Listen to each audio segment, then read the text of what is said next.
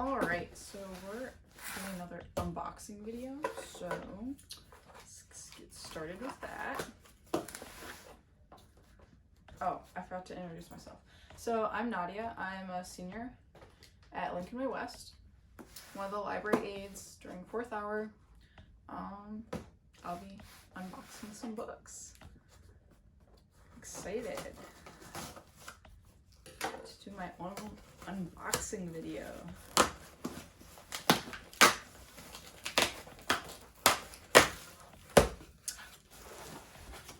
We got plastic wrap, quality stuff here. All right, our first, I'll just get this out of the way. All right, our first book is Eyes of the World. It looks interesting. It's got some film on the side. Let's see if our pictures aren't good enough. You aren't close enough. I'm guessing it's like,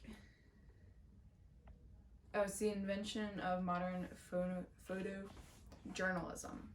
So, like taking pictures and writing about them, like kind of like newspapers, maybe. I don't know. It looks interesting.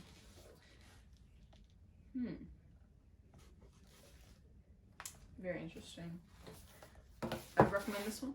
Haven't read it, but just by like looking at the cover, I mean, you're not supposed to judge a book by its cover, but like just by judging it by its cover, I'd recommend it. All right, we got Beep.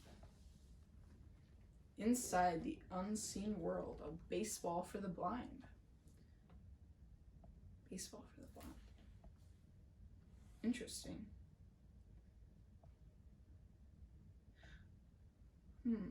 So in Beep, David, I don't know how to pronounce his last name, illuminates the sport of beep baseball to show us a remarkable version of America's pastime, with balls tricked out to squeal 3 times per second, with bases that buzz. This game of baseball for the blind is both innovative and intense, and win the best beep baseball game in America.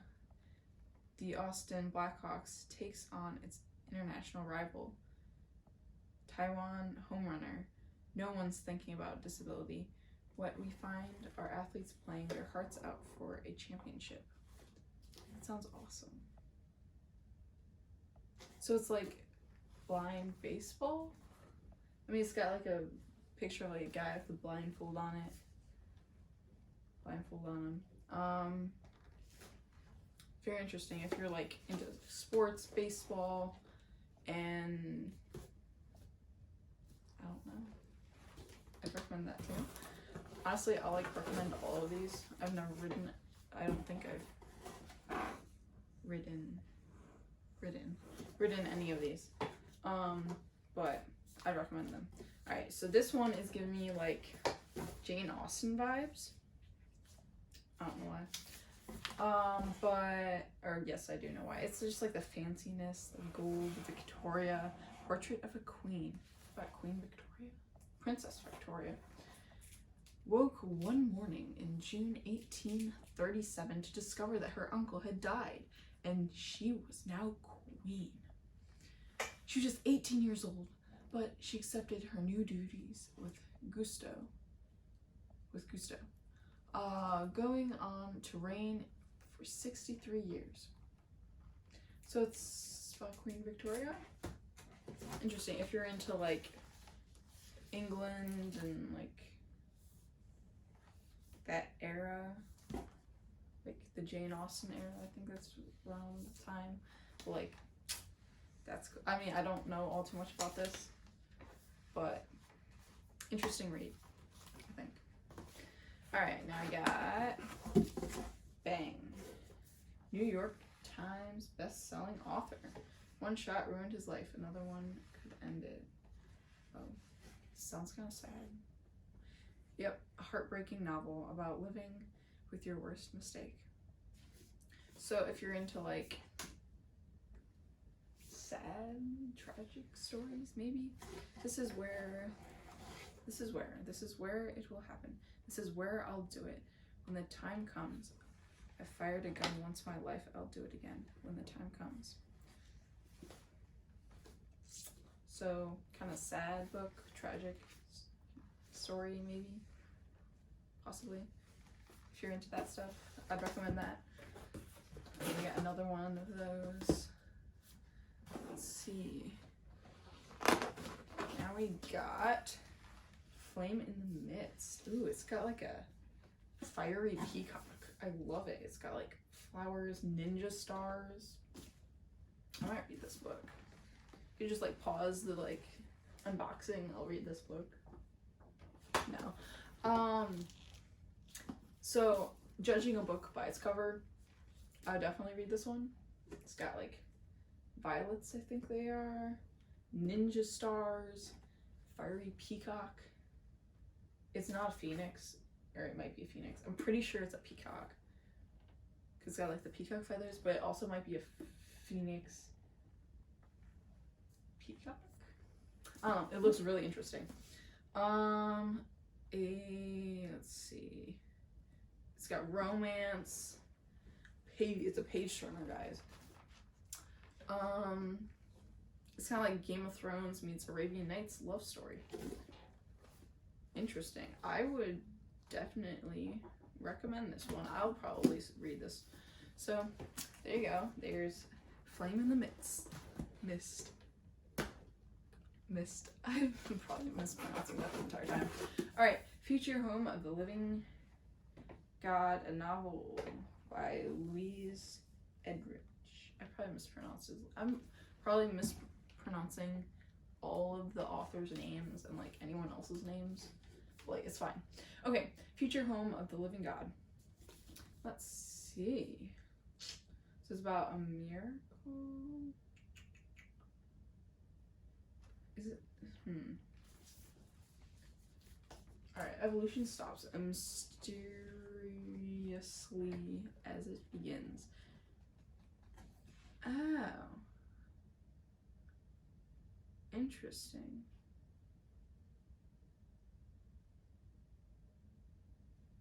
So it's about a woman who's pregnant.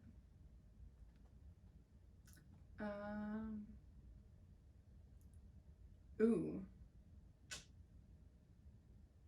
There's some. Alright. So as Cedar travels north to find her, I don't know how to pronounce that family, ordinary life begins to disintegrate. Swelling panic creates warring government, corporate, and religious fractions. In a mall parking lot, Cedar witnesses a pregnant woman wrenched from her family under a new law. As she evades capture, Cedar also experiences a fraught love with her baby's father who tries to hide her. So it's like things are happening and like this is I want to read more to like find out what it's about. I'm not getting like a clear vibe from it, but like it's definitely interesting. So I'm gonna like read all of these books now. Like now that I've done this unboxing, I'm gonna like read them all because like I feel like I should do that. But yeah, I'd recommend. I'm probably gonna read this one, and I might read these, but I definitely want to read these. Alright. Let's see. Next one. First, I love the watercolor. Like the vibes, it's like sunset, it got some birds flying around, two people standing back to back. Love story maybe? I haven't even read the title. All the wind in the world. Keep your eyes open, your head down, and your love secret romance story. Is it like Romeo and Juliet? Do they die at the end? No. Okay. The desert is full of secrets, Leo says. When the Spanish first came, they had no idea what to make of it. So they just started coming up with lies.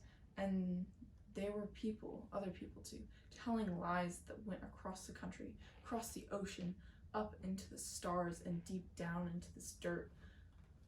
I don't believe in curses. He takes a step forward and looms over me, but I believe in lies and liars. So there's a lie that's going on, and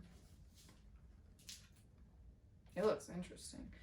Okay, I'm definitely judging these books by their cover, and like this one caught my eye, this one caught my eye, this one has like an ultrasound on it. That's cool.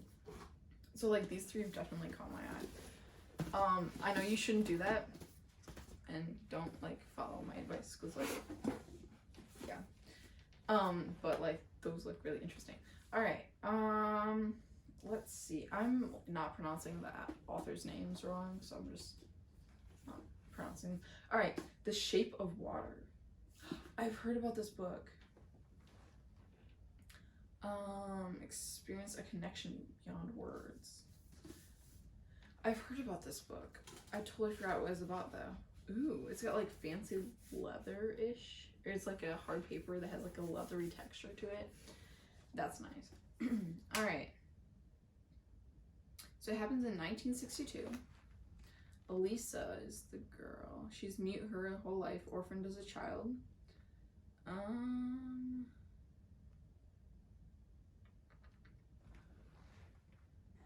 Interest. So she sees like an amphibious man captured in the Amazon. She's never meant to see it. Uh-oh. We got some like mystery going on, suspense.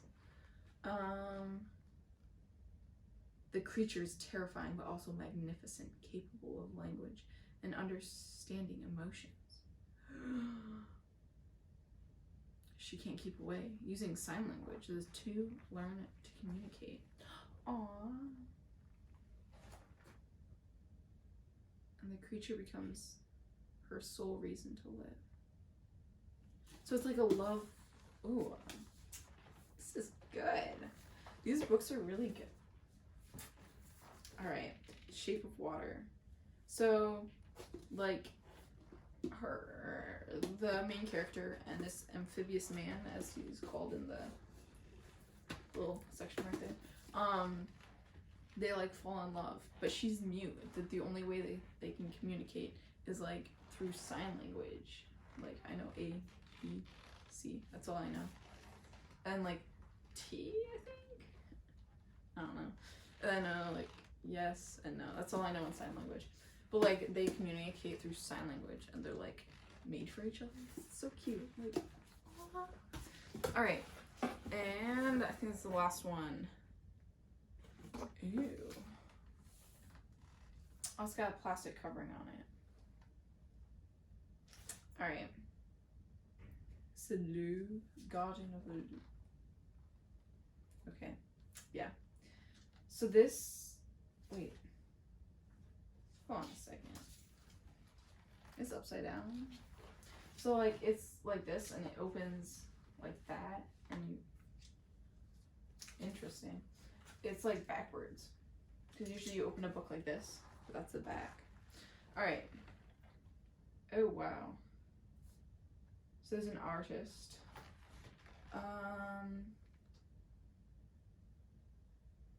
He's traveling.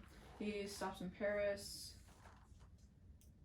visiting museums of the capital, but he's bedridden in his home, in his hotel with fever. He faces the absolute solitude of one suffering in a foreign land. So he's like in, not quarantine, like he's like sick, he can't get out, he's bedridden in a foreign country, and like that would like honestly, that'd be really bad. Like I would not have, because you're like on vacation, you're here to see all these museums and stuff, and then you like can't. That's so sad. Oh.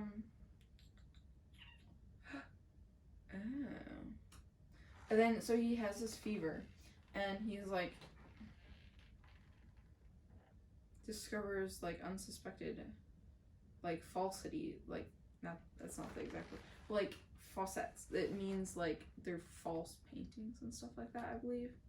But like he's trying to like figure out what is real and what's his like fever hallucination.